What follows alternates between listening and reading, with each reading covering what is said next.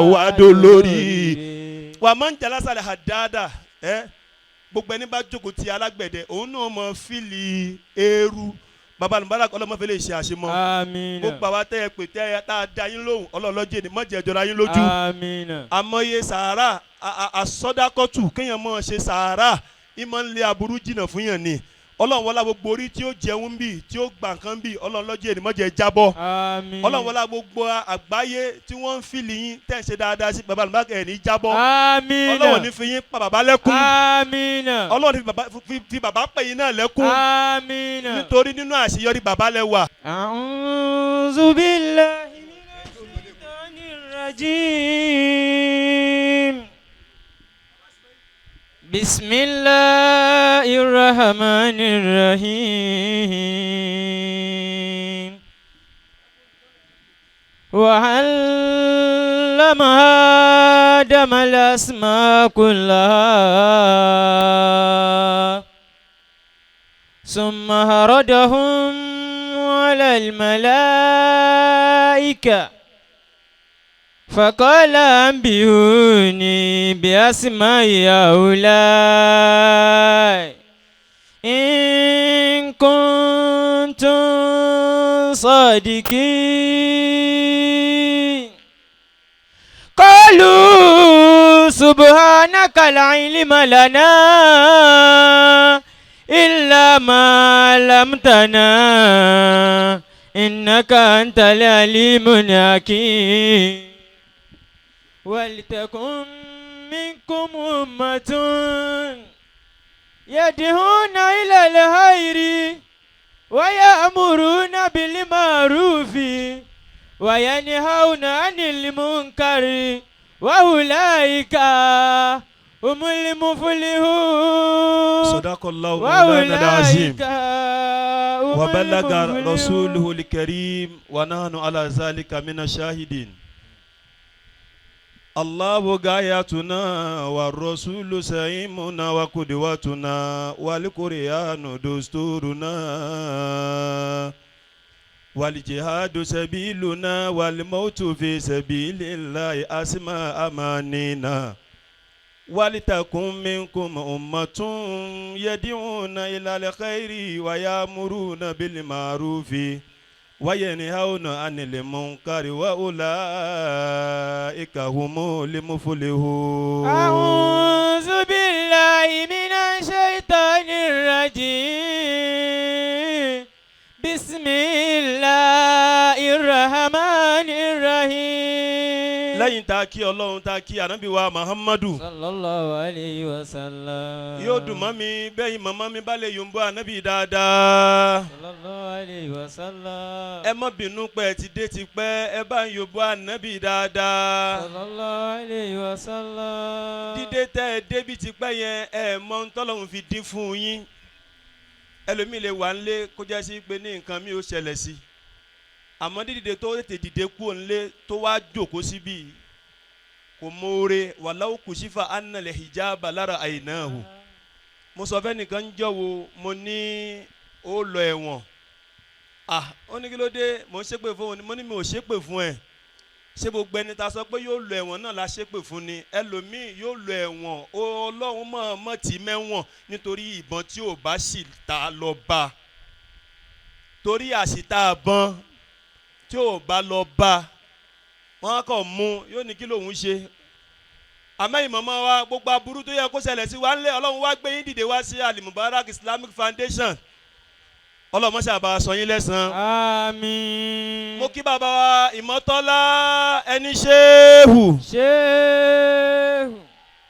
ọ̀rọ̀ mi ò pọ̀ púpọ̀ torí bàbá wa Al-Mubarak olóríire ni gbogbo nǹkan ló lè gbà lọ́wọ́ wa.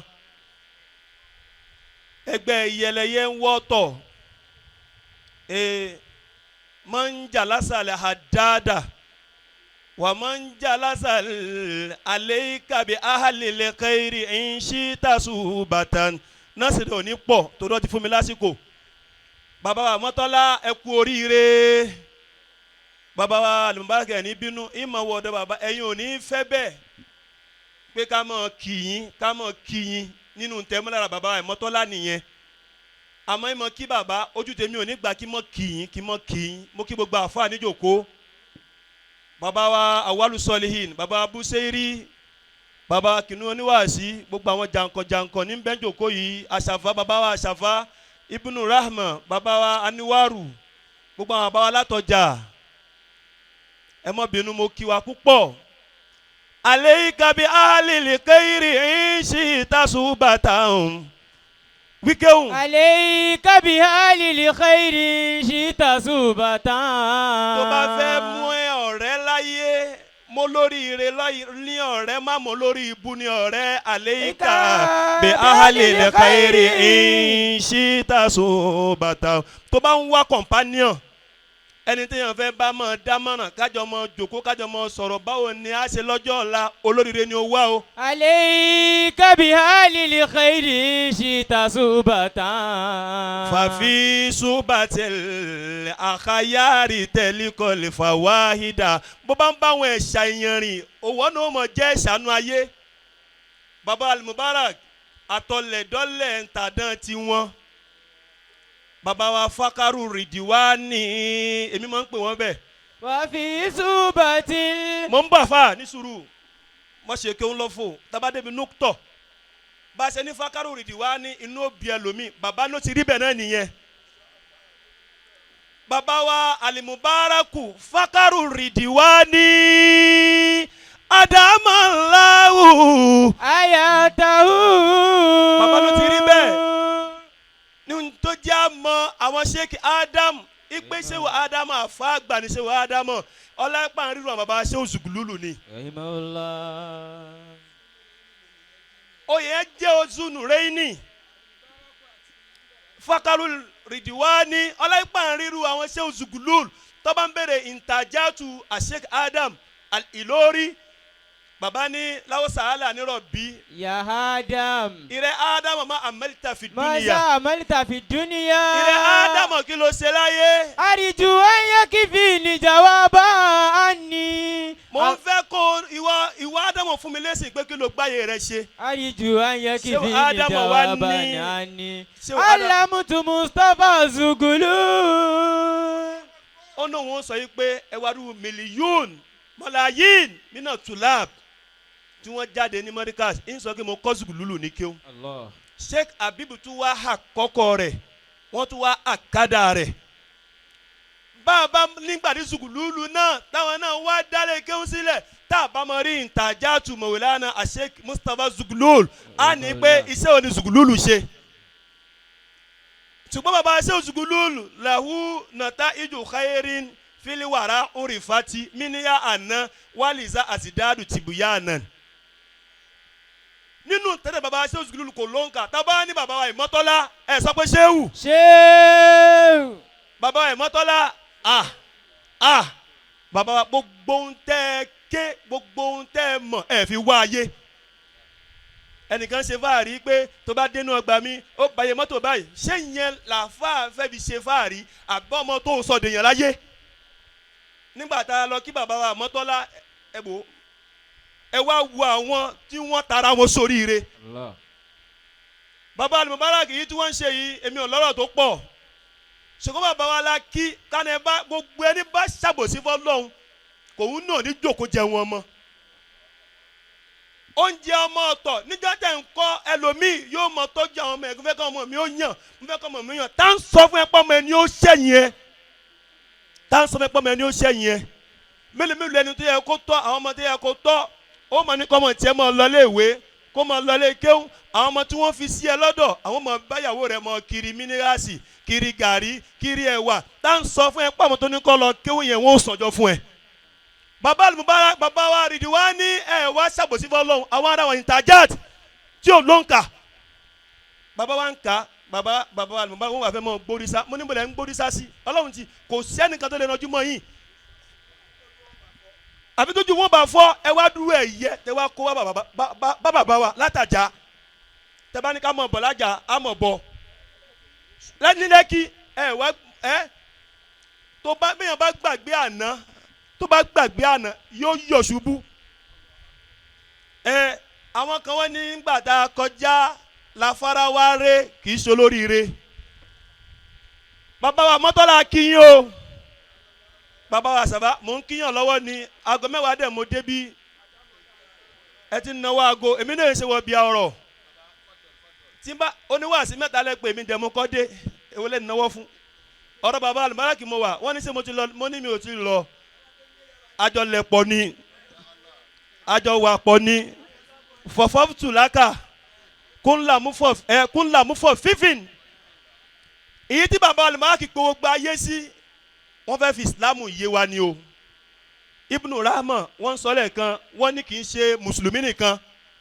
àwọn èèyàn mi ní Zawiyatu An-Nasiriyya wọ́n náà rí yíbò mo ní rí yíbò ń bẹ haza huwa al-Islam máàna tí bàbá wa tí wọ́n ti torí ẹ̀ ṣe kọ́sídù wọn nìyẹn kì í ṣe mùsùlùmí nìkan kírísítẹ́nì ń bẹ ń bí yíbò ń bẹ ń bí bàbá ẹgbẹ́ fídíò sọ́dọ̀ wọn yíbò ń bẹ ń bí haúsá ń bẹ ń bí ìkànnì àwọn ọ̀jọ̀gbọ́n bàbá wa níwárù ó pe gbogbo àwọn senators àwọn professors gbogbo àwọn tí wọ́n jẹ́ nǹkan nú ayé ó ní kó wá sínú lọ́dọ̀ òun bí bàbá Al-Mubarak ṣe ní ká ṣe wá sínú lọ́dọ̀ àwọn yìí bàbá Mọ́tọ́lá ní kéwọ́n tẹ́ ní ń ké ó ní ẹ wá sínú lọ́dọ̀ mi nígbà tí gbogbo wọn dé wọ́n jẹun wọ́n yó ó wá ní pé lóòótọ́ olówó nìyí bàbá Al-Mubarak lóòótọ́ ọlọ́lá nìyí lóòótọ́ kò sí ohun tẹ́ ẹ̀ jẹ́nu lẹ́yìn ẹ̀yin mọ̀mọ́ kò sí ohun tẹ́ ẹ̀yin náà jẹ́nu lẹ́yìn kò sí ohun tẹ́ ẹ̀ múnú lẹ́yìn ẹni yẹn ń sọ fáwọn tó invite pé kó wá sínú lọ́dọ̀ òun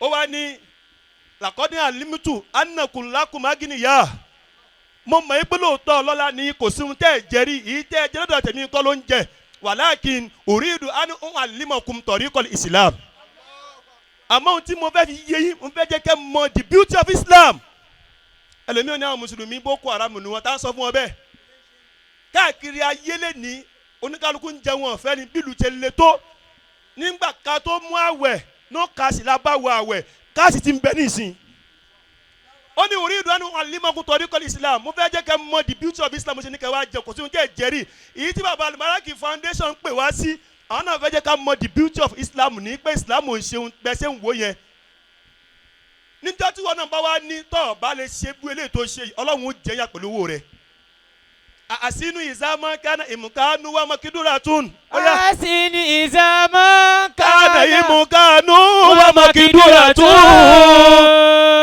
mọ́nà wàrà láwù kọ́líbàwù fálẹ̀ ìṣàkánú tẹ̀kìfì bí ọ̀gá bá ti ṣẹ́jú sí mi ó ti yé mi nu ọ̀gá nìkan ní òǹdó tó.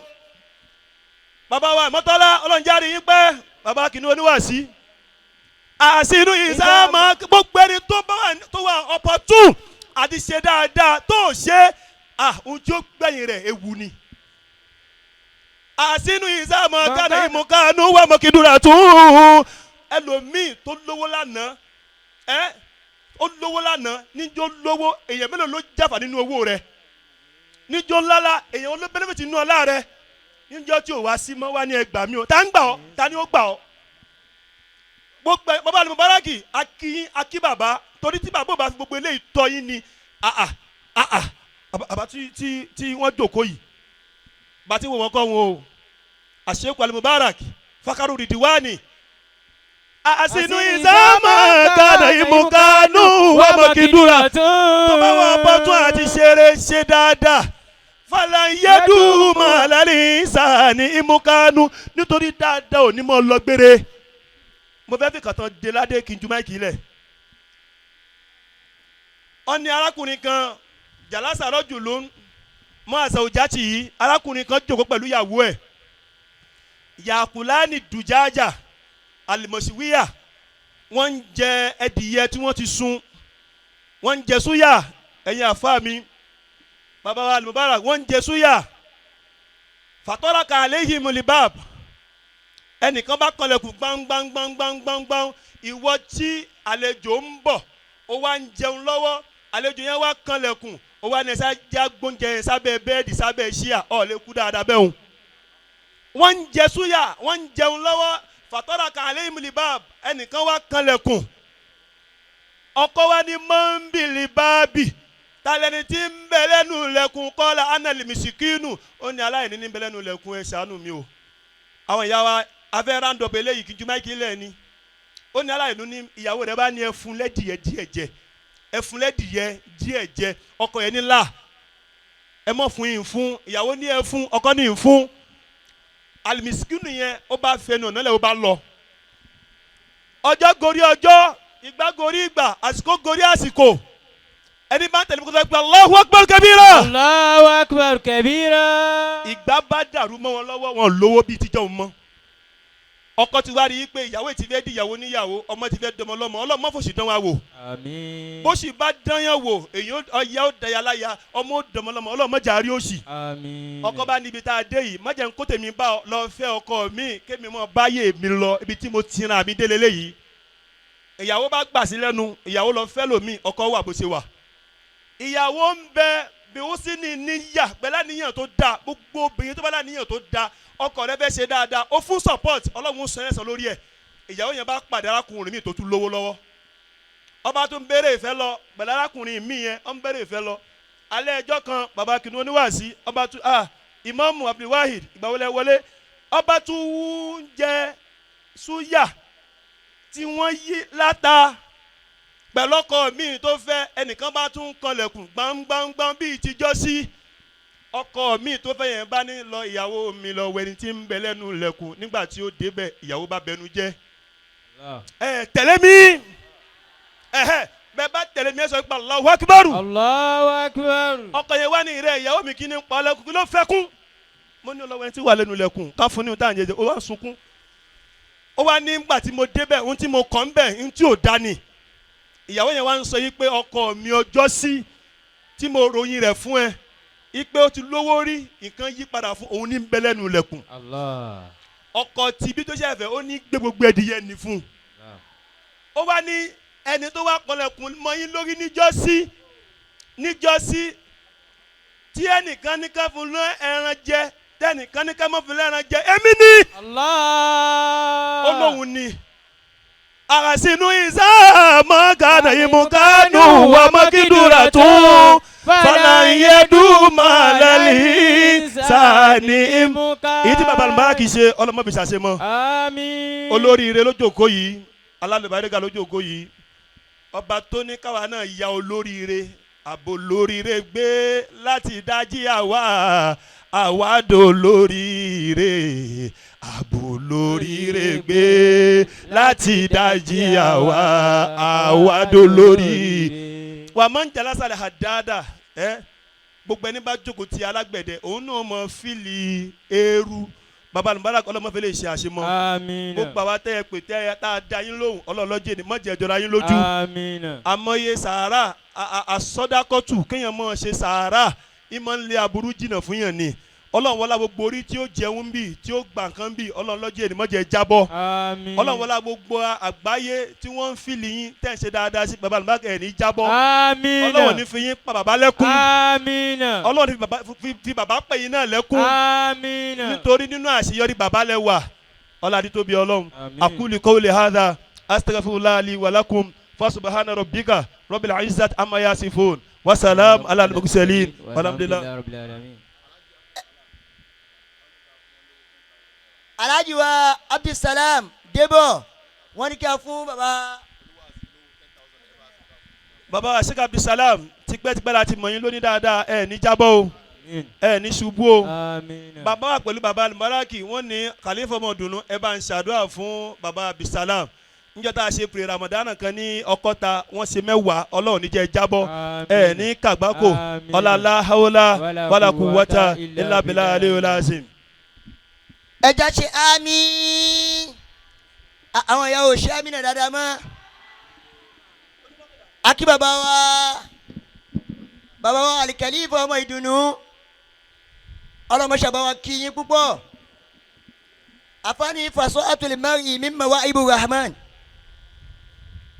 kí wọ́n pè yàn dá sọ́rọ̀ kó sì mọ̀ràn yanjú orí Ọlọ́run ni ẹlòmíì dàgbà lásán ni gbogbo àgbà kọ́ nìyẹn máa fi tọrọ tó a ní Ọlọ́run bọ́lọ̀ ti dà báyìí lágbàdé mí náà lágbà ọmọ bóyá wèrè dàgbà ni bàbá mọ̀ dùnú ọba tó ní ẹ dáńtọ́ tó ṣoore bẹ́ẹ̀ fún yín ẹ̀ ń sọ̀rọ̀ àwọn èèyàn ò fẹ́ jẹ́ ẹ dákẹ́ mọ́ kódà gbogbo àwọn ìyá tí wọ́n ń kọ́jú bọ́lá fẹ́ ṣìnú àwọn kan feel relax ni kò dàbí kí wọ́n lọ mọ́ Ọlọ́run níjó bàjẹ́ fún yín láéláé bàbá àgbàmọ́ tó láníkà wí fún yín pé ẹ̀ ní mà padà sí ibú wọ́n ní bí ọ̀rọ̀ ní ẹ̀ máa ti fẹnu kọ wọ́n lẹ̀ ní fẹnu kọ láéláé wọ́n ní bí ọ̀rọ̀ ní máa yọbi tó gbólápò wọ́n níbi tẹ́ ẹ ti sọ táyọ̀ ti fi mọ́kà ránṣẹ́ sí yín ọlọ́run mọ̀ fún yín sọ ń bẹ̀ àlùbáríkàlá awúláwàlá quwwata illa billah bàbá àmọ́ tó láti ká ṣe lè láti kọ́ bàbá ọmọ ọ̀dùnnú kọ́lọ́n jẹ́ kí arẹ́mi wọn lò pẹ́ bisimilahi wa amani rahim lihila fi quraishin ila fi